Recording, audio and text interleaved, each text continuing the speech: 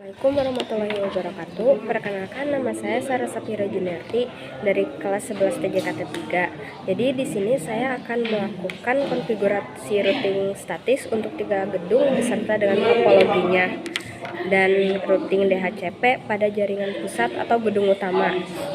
Nah, jadi tujuan dari praktek kali ini tuh adalah menghubungkan 3 buah router dari gedung yang berbeda agar bisa saling berkomunikasi satu sama lain. Lalu ada alat dan bahan yang akan digunakan tuh pertama 3 buah router mikrotik, lalu ada kabel strike, terus ada laptop yang sudah terinstal aplikasi Winbox, selanjutnya ada ISP serta topologi untuk jaringannya. Nah, di sini adapun topologi yang akan digunakan adalah seperti berikut. Nah, selanjutnya kita akan langsung ke langkah-langkah pengerjaannya. Nah, jadi yang pertama tuh kita tinggal masuk aja ke routernya terlebih dahulu. Setelah itu kita jangan lupa untuk meresetnya dulu.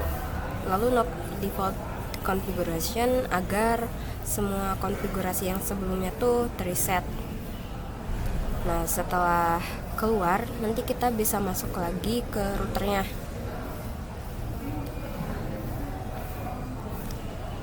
Nah, lalu kita akan masuk ke menu DHCP client.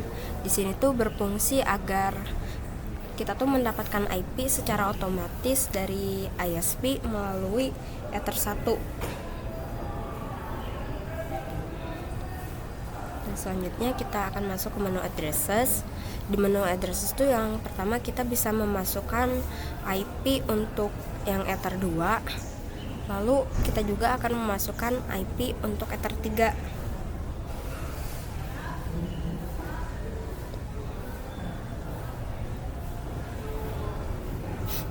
IP yang dimasukkan sesuai topologi yang dari sebelumnya.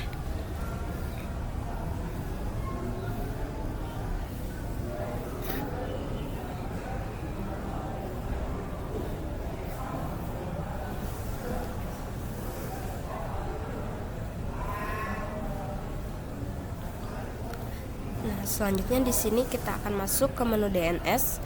Lalu untuk servernya tuh akan dirubah menjadi 8.8.8.8 dan allow remote request. Itu tuh merupakan DNS dari Google.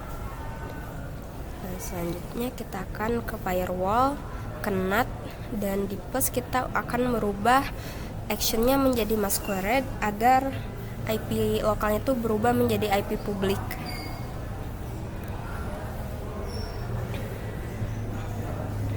Selanjutnya kita akan masuk ke menu routes. Sini kita akan melakukan routing. Untuk routing destination address-nya tuh diisi IP dari tujuannya. Misalkan kita akan menuju ke router 2, maka akan dimasukkan IP dari perangkat di router 2 dan gateway-nya juga. Lalu kita juga jangan lupa memasukkan routing untuk ke router yang ketiga.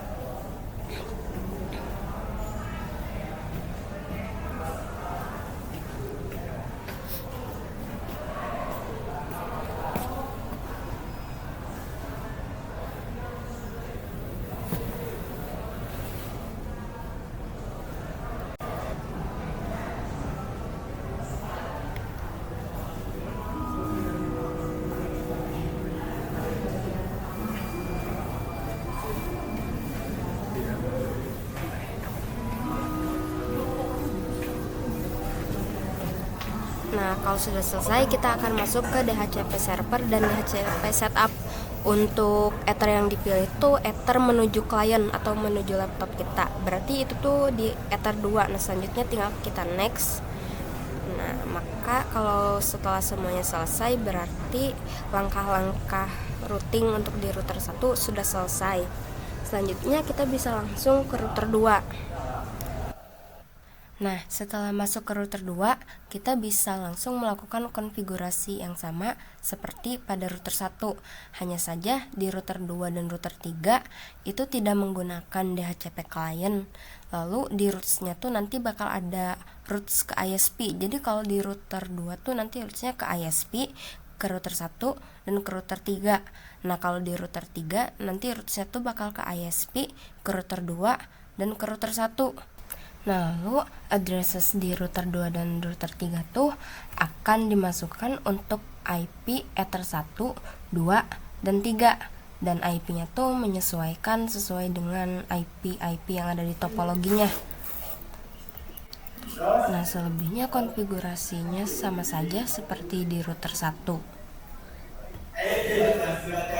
Nah, selanjutnya kita tinggal lanjutin aja konfigurasinya untuk router 2 dan router 3.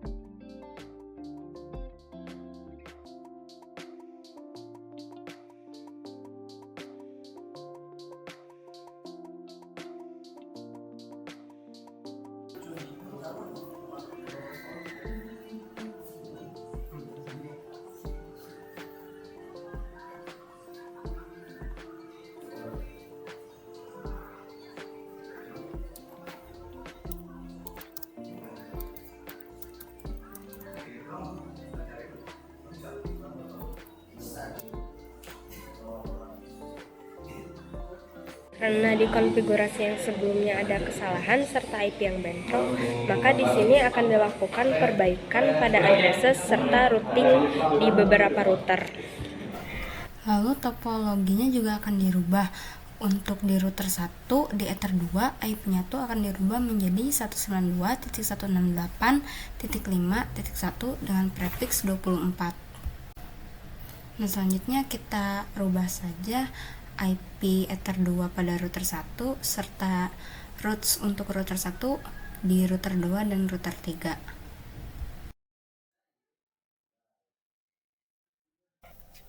Nah, di router 1 kita akan mengganti addresses untuk Ether 2-nya menjadi 192.168.5.1 dan bukan 200.200.200 lagi.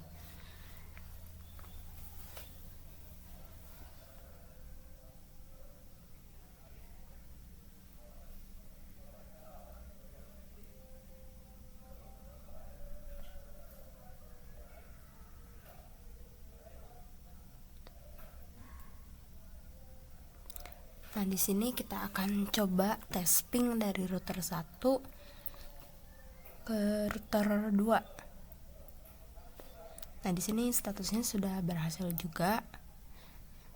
Selanjutnya kita akan tes ping ke 8.8 atau ke DNS.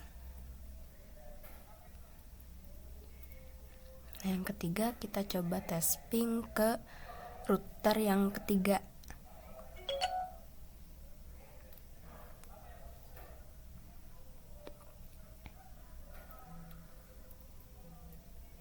Nah, di sini juga sudah bisa dan sudah berhasil.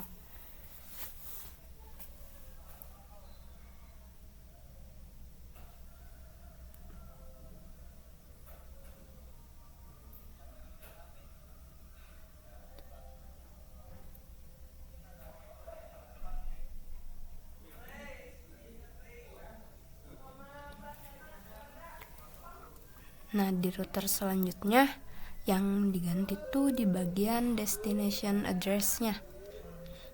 Di sini destination address-nya bukan yang 200.200 lagi, tapi dirubah menjadi 192.168.5.1.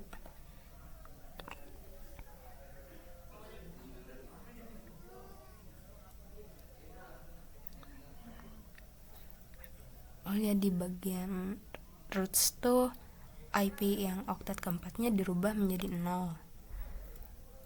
Nah, selanjutnya kita juga tinggal lakukan tes ping lagi ke semua router dan ke DNS.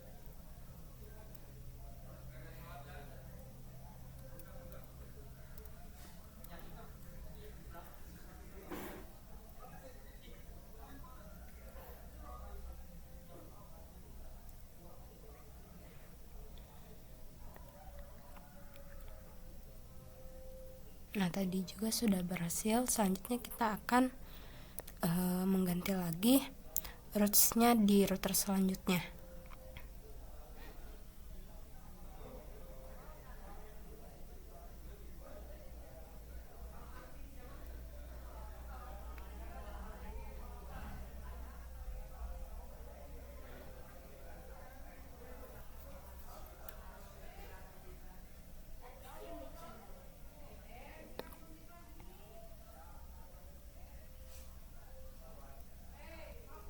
Nah, setelah diganti kita lakukan tes ping lagi juga.